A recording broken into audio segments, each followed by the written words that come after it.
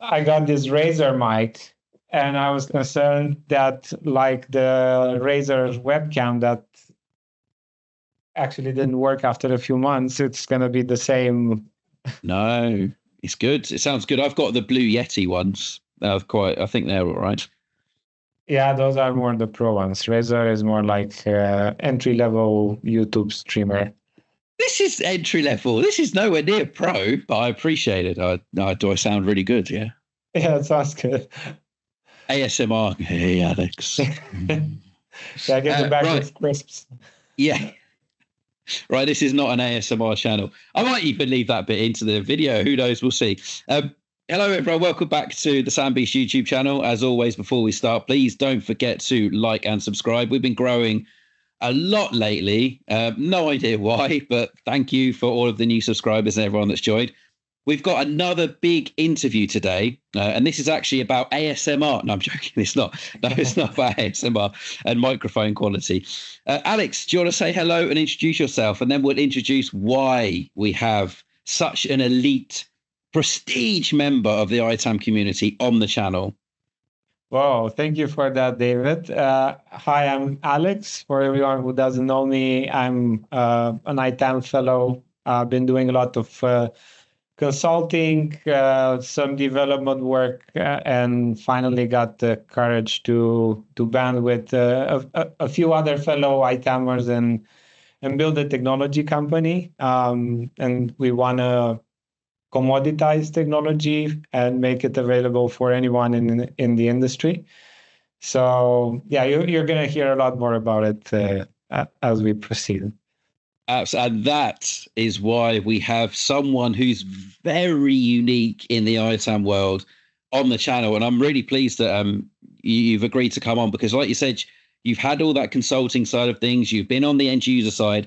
And then normally people just take the plunge and go, I'm going to set up my own little business and become an ITAM consultant or a licensing consultant. You went, no, I'm not doing that. I'm starting my own ITAM technology, which is mad, right? So come on, talk to me about that bit. How did you get to that point where you decided you wanted to start your own technology company? What was that the first push that made you go and do it that said, now, do you know what? I can do this. I could do this. Like, what was that first?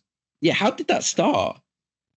Well, there was never a point that I thought that I would build a sound technology company. So that was never an official decision, or it was not on my objectives list at any point. It was more of a kind of like a hobby that became something bigger type of thing.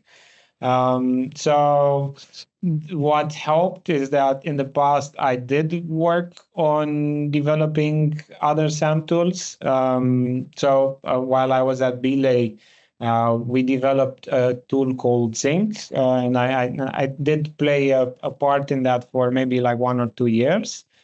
And then full disclosure, the guy who planted the seed was actually Cyprian. So he also worked for Belay with me for a while, and he also worked on the Zinc platform, and then went to work for a couple other startups in SAM that tried to build the SAM tool and failed. And we kind of both created our own opinions about how a SAM tool should look like. And he actually went ahead and got busy for a few months on his own, and he built the prototype. Right. And then he showed it to me, and at the time I was actually changing lanes. I thought I was done with SAM and license management after about 8 years of doing it. Yeah, I was a software engineer at e-commerce startup, and they were building advanced search engines for e-commerce websites, and I was doing the data analytics part. So I thought I'm actually done with SAM. So then that was the point where I reconnected with Cyprian. He came to me with this idea of, what if we build a platform that is a bit like what AWS did for compute. If you remember the pre-AWS era, it was a hassle to hire some compute. And you had like these rigid, lengthy contracts. You couldn't get, like, if you really just needed it for a week or for an hour, Yeah. or that was not possible. So we want to do the same with SAM tools. That was kind of the idea. Like, instead of just getting the whole thing, which can cost a lot, can take a long time to implement.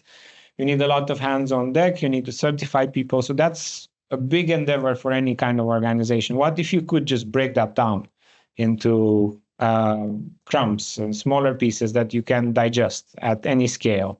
So that was the idea. And obviously, the prototype was really, really far away from that, but it was good enough to kind of lure me in. And we were kind of like fooling around with it for a few months.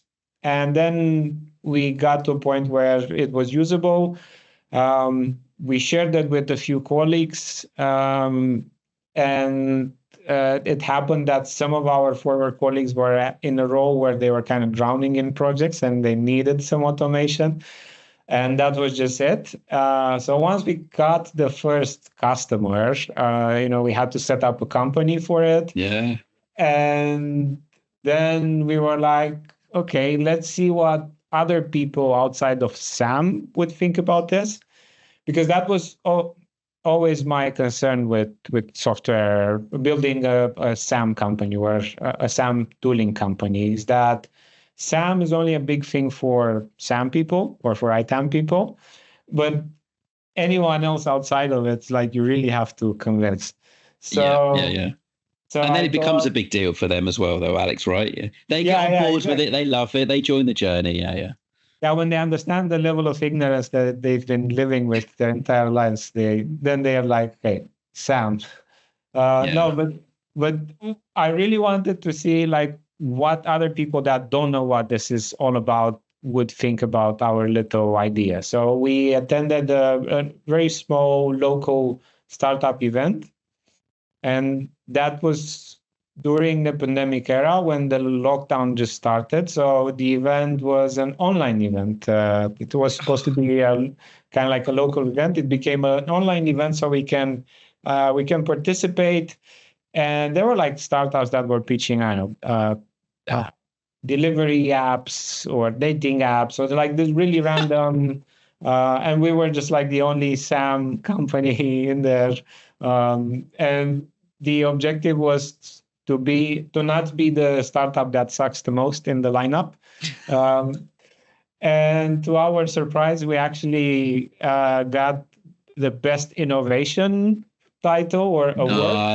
Yeah, Nice. and that fast tracked us to a bigger event called the Spotlight event, hosted by How to Web, and it's the biggest startup event in Central and Eastern Europe. At least is what they say, and that was kind of like where it all started, because we were like, okay, so if other people that have no clue what SAM is kind of like get it, and they Yeah. understand that this is useful, and they also kind of get the angle that we're going for, then that was really encouraging for us. So it was also an excuse for us to code in the weekend without our girlfriends nagging us. Um, Yep. Fair play. and Yep.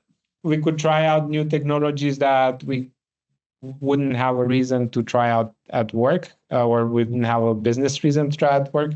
So that was kind of like what tied it all together. Um, Was it and then scary, obviously, Alex? no, because at first it was just a hobby. So we had jobs, we had day jobs, Yeah. and we weren't seriously thinking that we're going to quit our day jobs and we're gonna get 100% committed to this. But then things started happening. Like one of our customers all of a sudden wanted to invest in licenseware because they wanted more features, and we said, look, we do Yeah. this part time, so it's gonna be at the speed that we can deliver. So they said, but what if I invest in your company and then you could do this full time and then you could build these features for me? So then it became more of a, okay. So that kind of made us become a bit more curious, and we said, look, let's see what it takes to build a company other than just coding. So, so what do we need to do from a sales point of view, from an organizational point of view, raising capital and all that stuff. Uh, we knew somewhat the pains of building a bootstrap company. Belay was a bootstrap company. I was the first employee there, and Ciprian was kind of like the one of the early ones as well, maybe like the fourth or something like that. So we kind of seen that, and we knew that, yeah, we don't have, first of all, the savings to start a bootstrap company. We were relatively young. Yeah, we just don't want to take on that risk, and it's too slow. We want to make it big really quick. Yeah. It's obviously not like that. So, and then we attended an accelerator program, which was about mentoring. Building a business plan, marketing, go-to-market strategy, all that stuff. So we went through that, and one of the mentors, because a lot of the mentors were from the venture capital world, they didn't really get what we were doing. And he was like, just give me a pitch, because I really don't get, I don't get it from your deck. It was one of the early decks, really not that great. And then he got it, and he was like, yeah, it's actually pretty cool. Do you want to talk to my partners? And then we had an interview with his partners, and we pitched again. And they said, yeah, this is actually really good. And what really triggered them is that one of our clients wanted to invest. Yeah.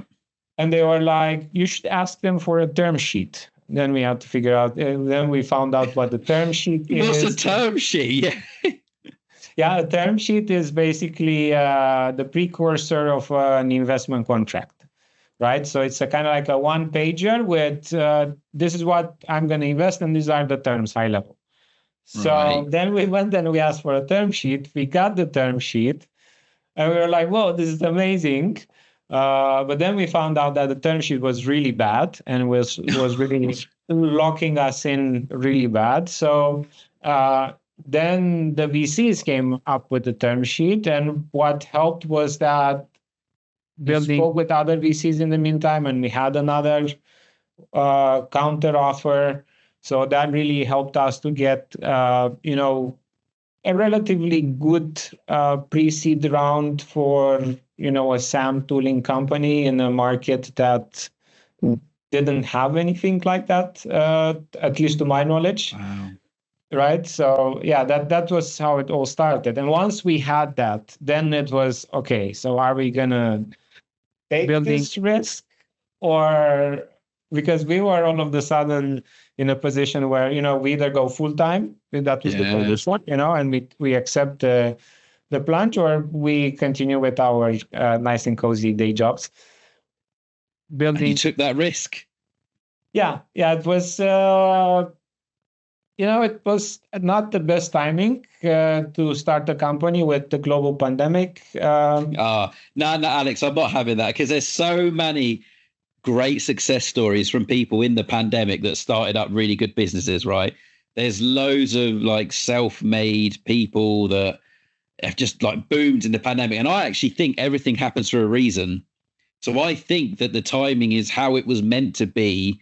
And that's got you to, I mean, that's very cheesy, very corny, but I firmly believe that the timing that all of this has happened, the pandemic hitting, you guys then taking that leap of faith, it all happens for a reason. That's got you to where you are now, right? That's got you to licenseware 2024. Yeah, I think you make a good point, because it did shape a lot of our decisions when we were just building the company. Like we started 100% remote because that was the only way to start back then. Yep. But then once the lockdown was over and we had more capital, because we took other funding rounds since then, we were at the point considering, having a location somewhere. And we did all of the math. We also took into account, the overhead and the stress of managing a location and all that stuff. And then having to change our recruitment strategy, and then concentrate it to just one region.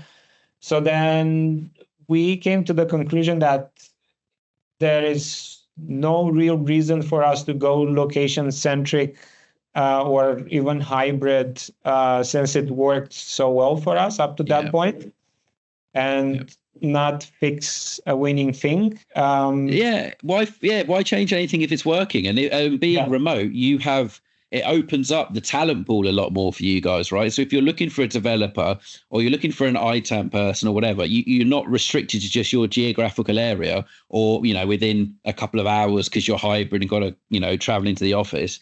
So, it opens up a whole plethora of talent for you. They could be anywhere, right? Yeah. Yeah. And we did have people working literally from anywhere, but also at weird hours of the day because of the time zone difference. And we were obviously always online, also during the night, also during the day. And as we still have periods like that, because we're just like really on it. And then, we're passionate about what we're doing.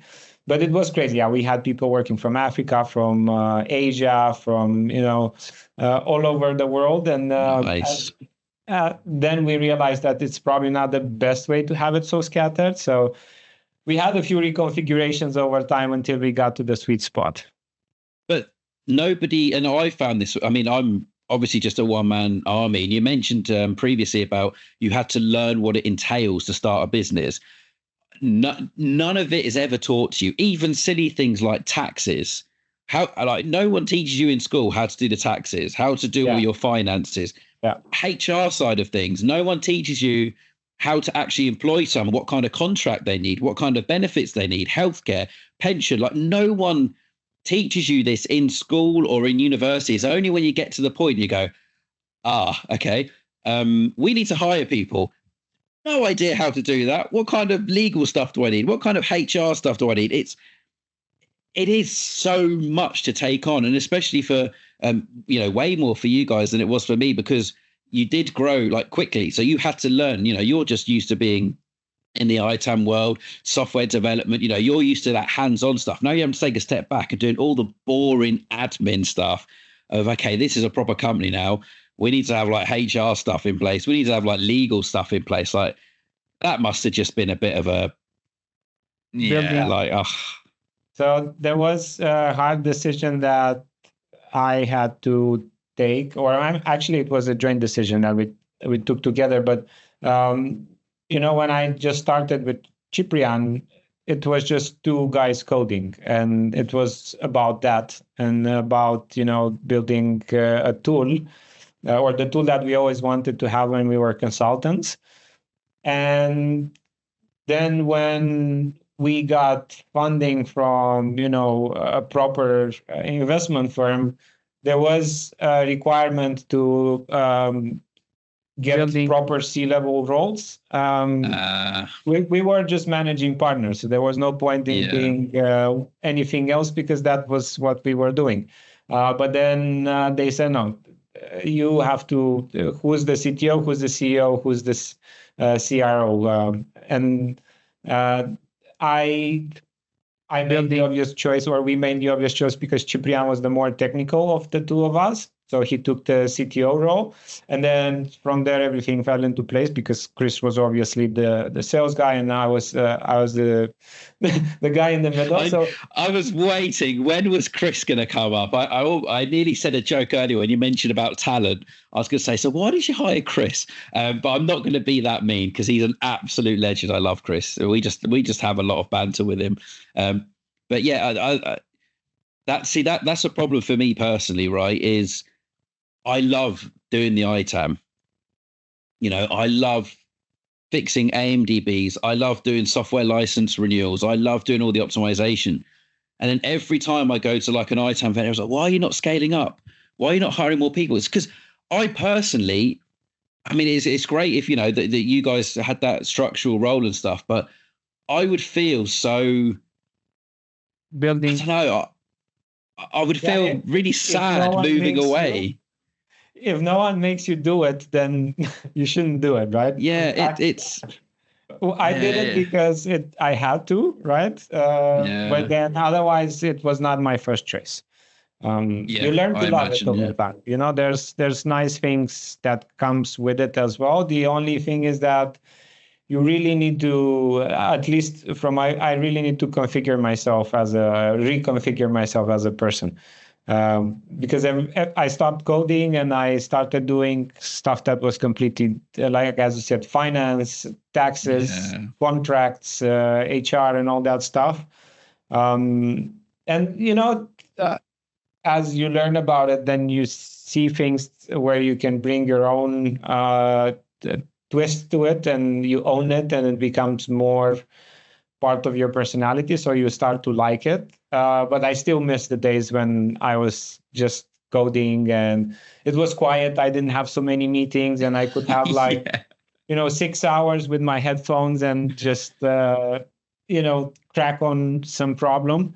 Um, but yeah, then you start to do things a bit more high level. And yeah, it's still nice. I'm not yeah. complaining. Don't worry. No, that's good. Yeah, yeah, that's awesome. As you've adapted, you've evolved, you've come to love. I mean, to be fair, CEO. I mean, who wouldn't love being a CEO anyway?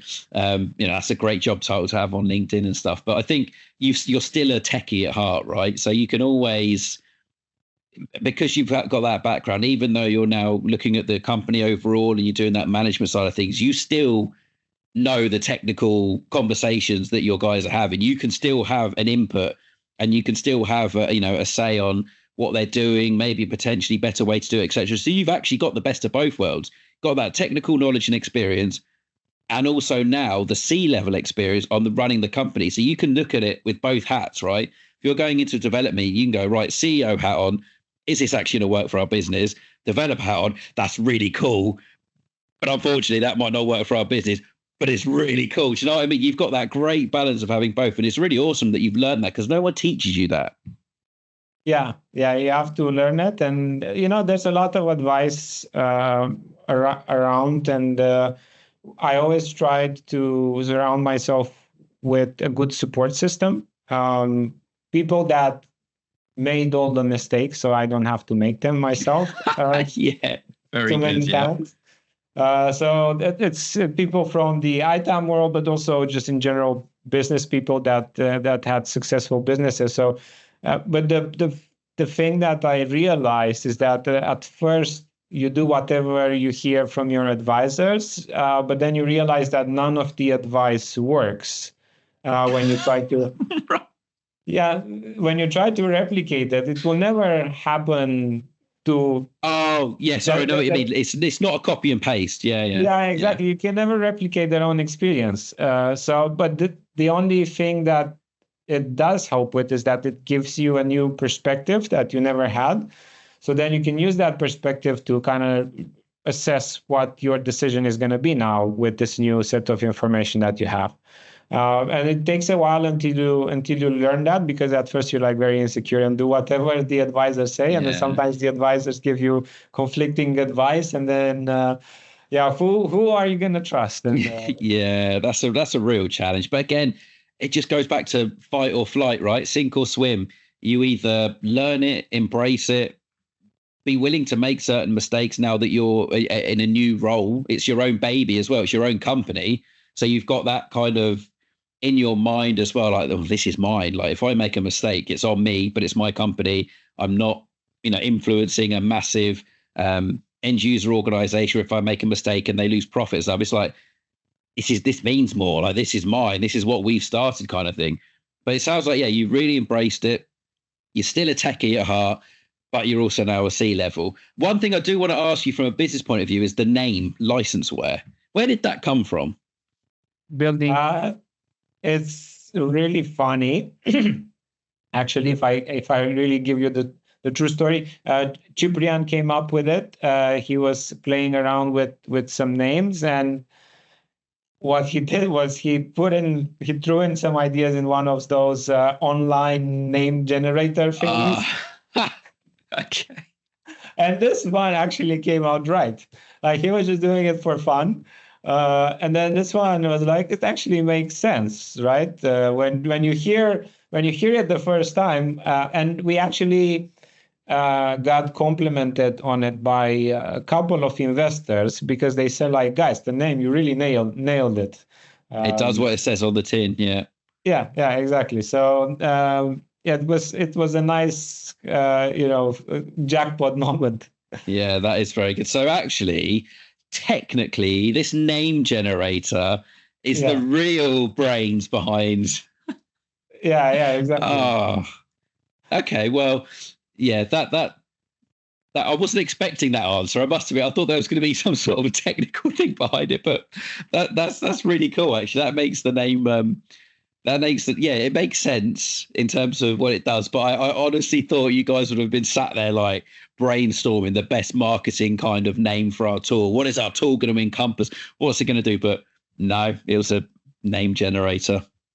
Yeah, because oftentimes when you start thinking about, I don't know, a logo or a name or Yeah. whatever, you come up with all of these nerdy ideas that are so cool in your head. But then when you actually try to apply them, then they are actually quite cringe. And the Wouldn't stuff know that about that works. one, Alex. Sam Beast Consulting. Yeah, wouldn't know about cringy company names, mate. Yeah. That was a lucky guess, man. Just like our, you sure you didn't use a name generator like us? No, absolutely not. My one is almost very similar. Well, not a name generator, but years and years ago, I'm talking 2011, I think it was, before the London Olympics. Oh, it wasn't even WhatsApp. It was like a group message. But Rory Canavan was in it, and I always blame him for that. And I've still got the picture somewhere because I was like, I'm going into Starbucks before work, which I never did. He was just, I can't remember. He's just asking what the day was like or whatever. I was like, is there anything I should get on my cup, Starbucks cup? And he Building. just, I don't know, for some reason, like, oh, you're a Sam Beast. Yeah, come out, get them to write Sam Beast on it. And I did. And I got the picture of it, sent it to, and ever since then, it just seems to have just gone everywhere. And yeah, the branding of it. When I started my own company, I actually went to like KPMG, my contacts at Deloitte and stuff like that, and said, like, seriously, like, what's a good name for an individual ITAM consultant that maybe one day will grow? And they're like, your branding's already there. Why are you even asking us? I was like, what do you mean? It's like, it's got to be around the Sam Beast name. I was like, I can't do that. I really can't. It's like, honestly, that's what your branding is in the ITAM world. If you don't call it that, you're missing a trick. So I went home and registered Sam Beast Consulting Limited, and haven't looked That's a back from really then. cool story. It's a shame it's Sam Beast though, because I promote ITAM. Like back in the day, it was a real focus on software asset management, but now it's a combination of Ham, Sam, FinOps, software licensing. It's more ITAM, but I can't change the branding on it. It is what it is. Even when you go to events and people like to wind me up with, "Oh, Sam Beast is here." It's kind of like I'm poking fun at myself, but at the same time, it's kind of created a bit of a brand and awareness of it. So as cringy as it is, it kind of works. I have to explain the story to new people that I meet. I'm not a massive egotistical maniac. I don't call myself a Sam Beast. This is the story behind it. It's like, oh, okay. Some people think it's still cringe. You should frame a picture of that Starbucks coffee. Do you know what? That is a very good point. I've got it on my old iCloud because I took a screen grab of it last year. And I need to get that screen grab again. It's really grainy and pixelated. Like camera phones were rubbish in 2011. Yeah, but that would make it even more cooler because it's vintage. That is true. I could put it in black and white as well and just have it, maybe not replace a football shirt, but yeah, I'll put it somewhere. That's a good shout, Alex. I will have a look for that and see if I can put a filter on it and get it printed out. And somehow put that on my website. Like the origins started in Starbucks in 2011 or whenever it was. But so we both have interesting stories behind the name. But you're not just licensing, right, as well. Licenseware can help with other things other than just licensing. It's not just software licensing. There's ITAM stuff in there as well, right? Yeah, definitely. I mean, at the end of the day, what we do is we build automations, right? And we automate what we were doing manually in Excel, and it's not limited to crunching, SAM data. We can also do that with ITAM data, ITSM data, whatever. We started with this focus because, when the world is so big, you have to choose your beachhead. And this is our niche. We absolutely want to own this niche before we will confidently go and branch out, right? So there's still a lot more work that we need to do here before we can, say like, oh, we're ITAM or we're whatever. Yeah. But the world is your oyster with your business model, right? You mentioned at the beginning of it, you've got solutions that people may only want for an audit defense. They don't want they don't want it forever. They just got a really annoying vendor audit that's come knocking and they just want it for a set period of time. Or they even just wanted to build an ELP. Like your business model is so different to traditional ITAM technologies that people can just dip in and out. But on the flip side, from your perspective, it means that the world is your oyster, right? Because you can go, right, we're going to focus on, like you guys do a lot of Oracle stuff, a lot of Windows Server and SQL stuff.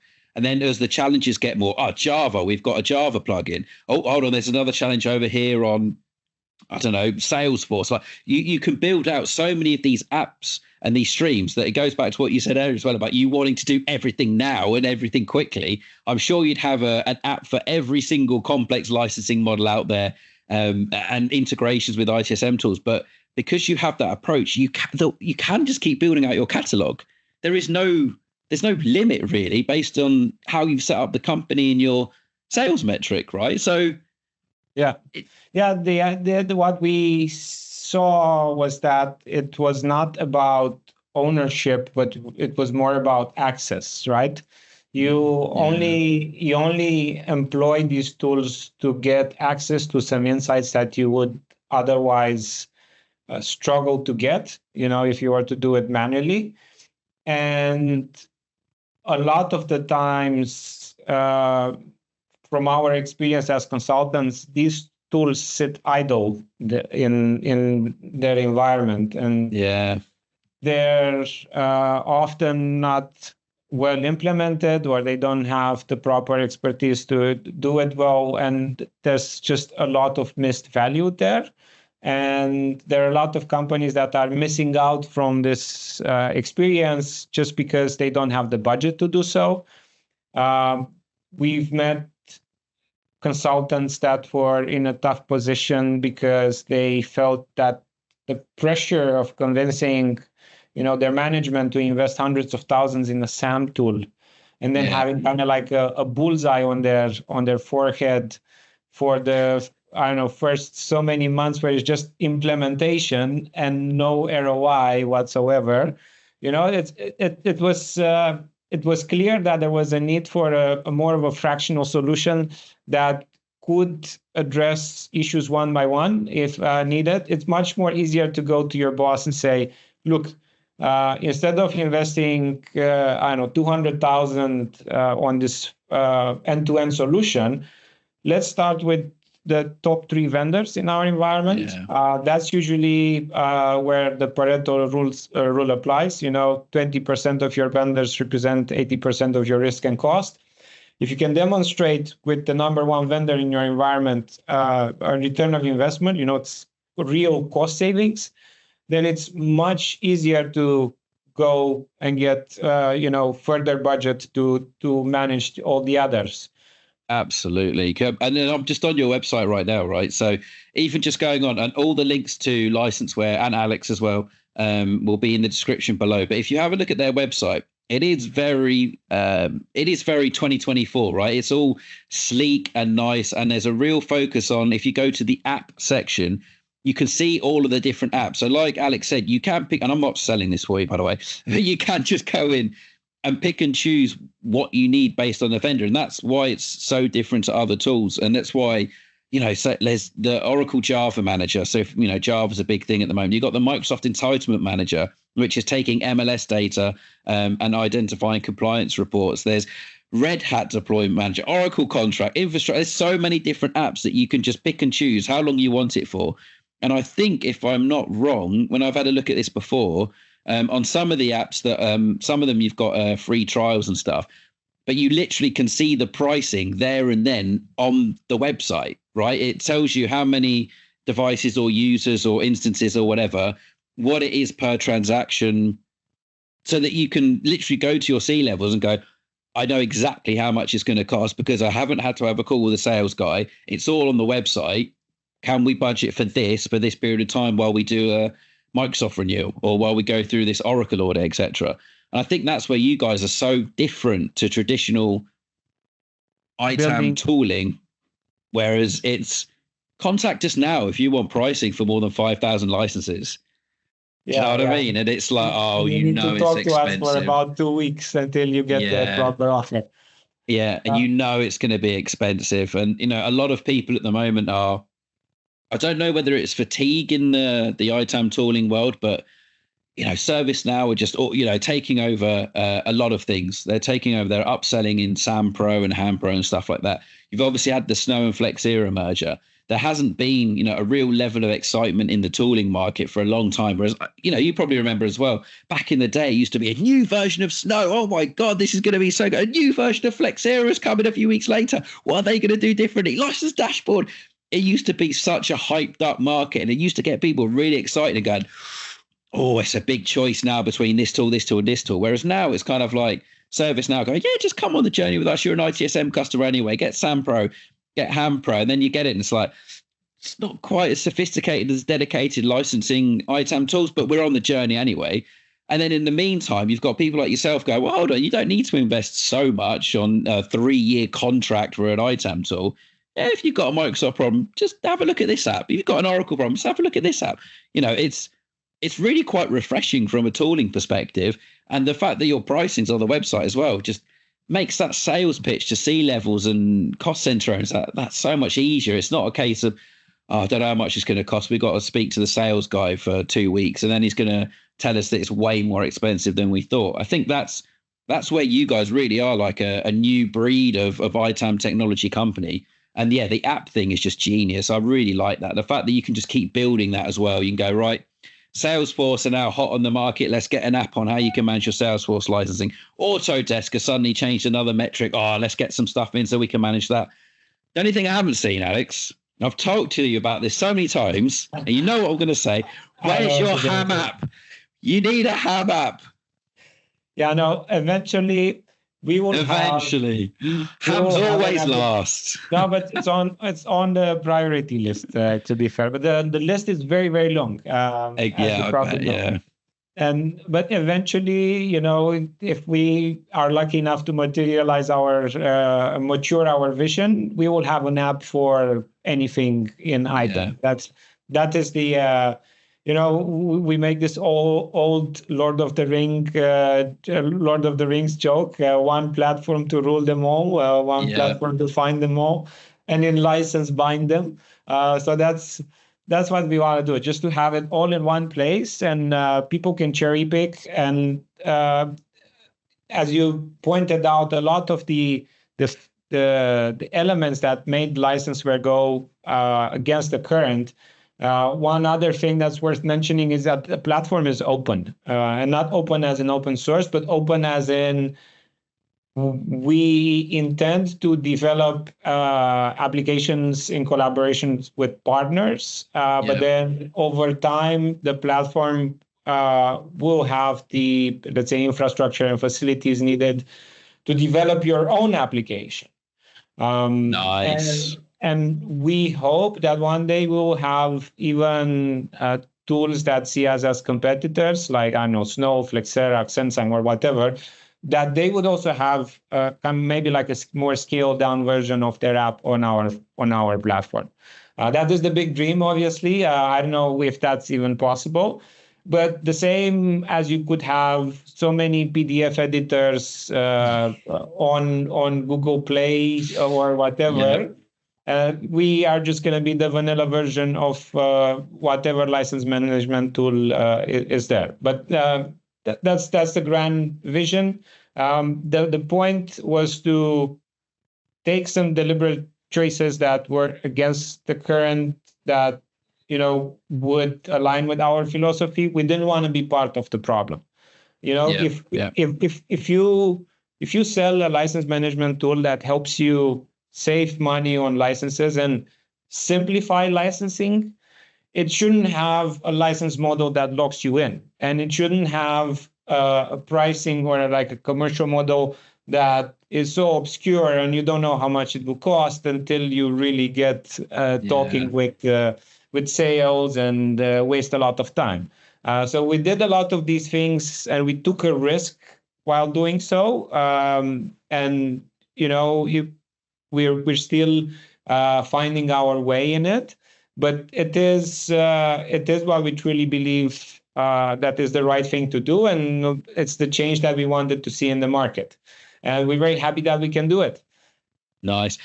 Just on the different vendors and the apps that you've got in your store, I know you've got a roadmap you mentioned there about the different things that you're introducing to the licenseware portfolio of apps that you have. But are you guys ever like reacting to something that a vendor's done or some news items or something? Like, for example, the Java ones on there, right? Was that a reaction to Oracle changing the Java licensing model and you realizing, oh, there's going to be some pain here for some organizations. Let's see if we can develop something that will help them do that. Or was Java already planned? Like, so for example, if another vendor comes out with some news tomorrow, or not tomorrow, Monday or Tuesday, with big licensing changes that you know is going to be a pain point, do you guys have a meeting and go, well, hold on, I know we've got our roadmap, but there's a real opportunity here to build an app that would help with licensing challenge A with vendor Y? Or are you very set on, no, this is the roadmap? If someone goes and makes some wacky licensing changes, we'll just add them onto the roadmap and they'll be behind ham. Okay. They'll be behind ham. Yeah. How does that work? So I guess the only apps that we really knew that, we want to build this and we know that they will work were the Oracle Database Manager application and the Microsoft Deployment Manager application. Most of the other apps were built as a result of customer influence. So nice. A lot of the existing customers or supporters that we've had along the way, they came up with these suggestions, and we try to listen to what the market wants instead of. I know there's this whole big philosophy that the market doesn't know what they want, but we said for once, let's just try to listen, or at least on the big things. Obviously, we have our own, technology roadmap in mind with products like Neo and stuff like that. But most of the other applications, like the Java one, was a customer request, and middleware was also something that a customer was really eager to have. Seeing how well the Oracle database tooling worked for them, they were like, you guys need to really build something for middleware because there's now no tool for middleware out there. So this is how we develop most of the tools. In fact, Licenseware has a service called App Factory, where we develop any kind of application on demand. Can be public, can be private, based on specifications. Let's go on the website and request the ham one, shall we? It's just App Factory, you said, Alex, right? Obviously, there needs to be a business case behind it. But I'm not implying that the ham one doesn't have a solid business case, by the way. That's really cool. I like that though. It for every troll out there that would go now to the website and say, sorry. Yeah, don't go and spam his App Factory. Please don't go and put those suggestions. But that's really cool that your roadmap in some sense is almost being driven by your customers' needs and requirements, which is great because it's free market research. Essentially, you're understanding what their pain points are because they're telling you. You're not having to go out and do a lot of what's your problems. They're actually telling you. What the problems are. So, Alex, I cannot believe we've been speaking for so long. But for the last 10 minutes or so, we should really have booked like 3 hours or so. But for the last 10 minutes or so, I'd really love to understand where you think not only licenseware is going, but where do you think ITAM's going? We'll start with ITAM. Where's ITAM going? And then you can do where licenseware is going and what exciting things are coming up with licenseware. Ham. Well, I always thought, and I'm a bit ashamed to admit this, but when I was a consultant, I thought it was a bit of a boring industry. That's why I always wanted to become a developer. because I just think it was not as cool as being in software engineering, right? In software development. But over time, I've seen how the industry has been changing, and I'm genuinely excited about ITAM industry lately. Also with the emergence of AI, but also in general. You pointed out a few things earlier. The acquisition of Snow. Xensam took a really big Yes. investment also earlier this year, and they're doing some really cool things in the space. And yeah, there is some excitement building up. There is there are signs of things changing, and it's about time. It was kind of like a flat industry for a very long time, and now there are finally some elements that are kind of like stirring up the soup. The venture capital world is becoming more interesting, more interested in the space. Hence also probably the investment in Yeah. Xensam and in licenseware. So whenever there is this kind of attention, there is capital, there's going to be more opportunity, and we expect that other players will emerge. We hope that other players will emerge and will make the market a bit more competitive and not just five tools. And we think that there's a very big opportunity with AI, but Yeah. we also feel that AI is a feature in ITAM and it's not a product. And this is also the strategy that we're going to take with our roadmap. So we're obviously going to leverage this amazing technology, but not in a way that is going to define us, but in a way that is going to complement the existing and underlying technology that we have that is proven and works, right? Alex, sorry to interrupt you on that. It's interesting you mentioned about AI because AI in ITAM, I believe, is twofold, right? There's the first of all, where how AI can help ITAM with our processes, with our controls. But then the other side of that is the reverse of that, how AI needs to use ITAM data to be able to provide a better service for the end users or customers and all that kind of stuff.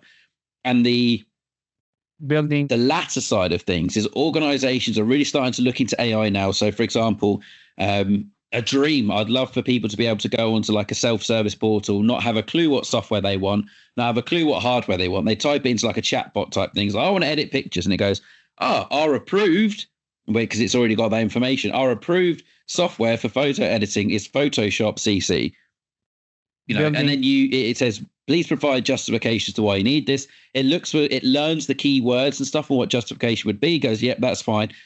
Automatically looks if there's an assigned license in the portal. If there is a free one, it assigns it, adds them to the right deployment group, and the user has almost got software within a really short space of time with the valid business justification. ITAM has, literally, as long as there's a license, as long as there's justification, it's sorted out. Same for hardware.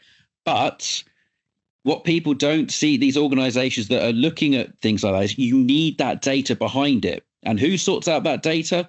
ITAM. So when I'm not shouting, I don't shout. When I'm excitedly saying that your AMDB is not in a really good position because you've got assets assigned to levers, you've got no warranty information, you've got no procurement information, you've got no approved software catalog, you've got no approved hardware convention, you've got no ELPs. You need all of that to be able to drive this AI interface that you want to provide to your users and your customers if you've got customers outside of the organization. And that bit still isn't quite dropping or landing with people yet. It's like, okay, where are you getting this data from? Oh, we'll get it from the ServiceNow, the CMDB, the MDB. Yeah, but that's what I'm saying. That's what we're looking after. It's not good enough. You're going to get bad results, bad replies, because we don't have lifecycle management in there yet. You need to start putting your warranty and schedule return. And that doesn't quite, it's almost as if, we'll sort that out later. It's like, no, because anyone using it is going to get a really bad experience because it's not going to have a clue what approved software you got, what the licensing model is, what the cost is, whether that hardware needs to be refreshed. You need to get that sorted out first. And I really think that could be a huge selling point for ITAM. You know, we've gone through various things about license compliance was a big selling point. Cost savings was a big selling point. During COVID, knowing where all your hardware assets was a big selling point. FinOps came along. Great. We can use all of our processes and our methodology in the FinOps world as well. Now with AI, so we can get you AI ready should you wish to have that because of the hardware and software data that we own, that we manage, that we update. And I just think that's another string to the ITAM AI bow. And then obviously, because we're ITAM, we'll come last in getting any ITAM helping with our processes. But at least if we could show our worth in getting the data ready so that AI can then learn from it, amazing. I mean, what a different angle for ITAM. What a different way to put us on the map. Yeah, that's really how it is. Your AI outcomes are going to be as good as the underlying data. And, you really need to sort that, and you need to make sure that the data is not just trustworthy, but it is, massaged and in the right format for your model to understand it. And then it's also about the questions that you want to ask about the data. Are you asking the right questions? And you can't throw AI at everything and just hope that, you're just going to get bars. No. Yeah. And you know, it's whenever because we were talking about AI, my partner and I, she was saying, but AI is just going to take over everything that you do. Actually, no, because we still need to manage the data behind what that. Yeah, but the AI will do that soon too. I'm not. I don't think AI is going to fully manage, all of your software compliance, your software licenses, your videos. Yeah, but it will eventually. And it got me thinking, it was like, oh my God, hold on. If AI keeps developing in the way that it does and keeps understanding your environment, I mean, we've already got automated workflows when people leave an organization or when something is due for hardware refresh that we've had to create ourselves. If AI does get to that point and is embedded in the tools, I'm like, oh, okay, hold on. Maybe it will be able to do some optimization without needing us in place, which automation currently does, but we tell it to do that. Whereas AI can actually go out and go, we're identifying that your devices are running out of battery really quickly. I've ordered you 5 new ones or something silly like that. And I'm just sat there going, oh, cheers. Thanks for that. Great. You know what? That is completely true. It's just this is going to happen. No, Alex, you're meant to say that's not going to happen. You're meant to say, oh, I won't get to that night. I'm saying, no, but there is some reassurance in there for you, because if you assume even the smallest incremental increase over time, there is going to be a point where it's going to happen, right? But what most people get wrong, and what we as humanity often get wrong, is the estimation of time scale. So it is on the horizon, but that horizon could be maybe 1 or 2 decades from now. We could be retired until. Well, I'm not. Hold on, 1 or 2 decades. That doesn't work for me, Alex. I've got at least 3 decades left until I meet the UK retirement age. Make it 4 decades, not 1 or 2. Oh God! Well, you just have to embrace it and become adapt. Yeah, exactly. Adapt the role. Yeah, I mean everyone said that SaaS was going to kill off SAM, and it didn't. All of these things that come along and say it's going to kill it off. You just have to adapt your role to it. We've adapted by bringing in FinOps in, which is really awesome. We'll adapt with AI stuff, but like you said, there's a lot of work to get to that position. But yeah, let's stop scaring me. You know what? Even after a decade of cloud, or more than a decade of cloud, 70% of the workloads are still on-prem. And there's now a lot of articles circulating that people are switching back. So let's see. People are switching back. Yeah, it absolutely does. It comes in cycles. There are people now that are going, hold on, actually the costs, they're not actually as good as we thought they were. Oh, our ESG. Well, actually, we've just outsourced all of our green IT stuff to someone else, and actually their pollution, maybe it wasn't quite a good idea to pay everything, but yeah, it comes in waves, and ITAM will adapt. We always do. I'm not saying it's the death of ITAM at all. We adapt. That's a long way in the future. And last few questions, because we're tight on time. Again, I could talk to you for hours, dude. But what's the plan for licenseware? You mentioned your roadmap, but what's going to get people excited over the next 12 months with licenseware releases? So one of the dearest projects in licenseware is the licenseware wiki, because it's again something that is going to be part of the community offering that we have, and it's going to be something that is free for anyone, and it's going to house all of our documentation, but also licensing documentation that we're going to publish in the form of articles and white papers, plus a ton of other content that we expect to collect from the industry. So in a similar model like Wikipedia is, we're probably gonna set up the same type of licensing and try to build this openly for everyone to benefit, and hopefully use it as a platform to agree on some standards and not have so many interpretations of the same thing. I know that's an impossible endeavor, but yeah, at least we're going to aim for it. Another cool thing that fits very well with the wiki and the broader vision of licenseware is Neo, which is our own AI product, which in phase one starts as a licensing chatbot, which is trained on licensing official vendor documentation. So whenever it gives you an answer, it also references the document where it's coming from, so that there's no doubt if it's this the information is reliable or not. But then Neo is going to plug into the wiki platform, and it's going to live on that platform. And you can eventually, instead of browsing through the articles, just ask Neo directly. And then Neo is going to give you a summarized answer plus a reference to the articles. And then in the next phase, Neo is effectively going to embed in the entire licenseware platform. And then instead of browsing through the apps or through different reports looking for some insight or some information, like which are the database versions that are going to fall out of support or whatever, you could just directly ask the AI, and then Neo is going to crawl all your data, and it's going to give you the answer and then reference the report where the information is coming from. So that is the thing that really gets us excited, and also that's the thing that we are raising capital for. This is the next big thing that we're going to build. So if you're a billionaire watching, first of all, why have you not messaged me in the first place that you're a billionaire? Second of all, get in contact with Alex, because they want to build an AI. But obviously, if you're an ITAM person, whilst this AI will build with this report, you can still tell your manager that it took you hours to build, so that you look good. Don't say that the tool did it within a matter of seconds. Just you took a lot of time and effort to go through that. Let's just get there first, and then we can worry about what you're gonna do with your time as an ITAM.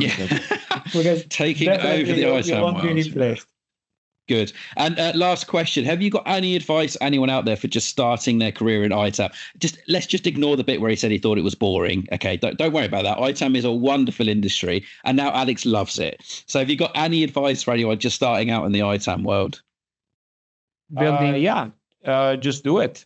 Don't think too much about starting. The hardest part when starting up is starting. And I had, before licenseware, I had a few other startup ideas which were just on paper and never started. And once you start it, life is funny, and it just kind of snowballs into something, and then you find yourself 1 year later and you reflect on it and you wonder, like, how did I ever get here so quickly? So just start. I think the ITAM space is going to become more and more exciting over time because of the reliance that we have on technology. And I think more people should try to understand more, especially people that work in licensing, should try to understand more about the history of licensing. I'm actually writing some content about that, which I want to share. But I think what really helped me develop a passion for SAM is understand the history of it and how it actually impacts the world and the benefit that it gives to the world. Because there is a net benefit that you get from licensing and copyright.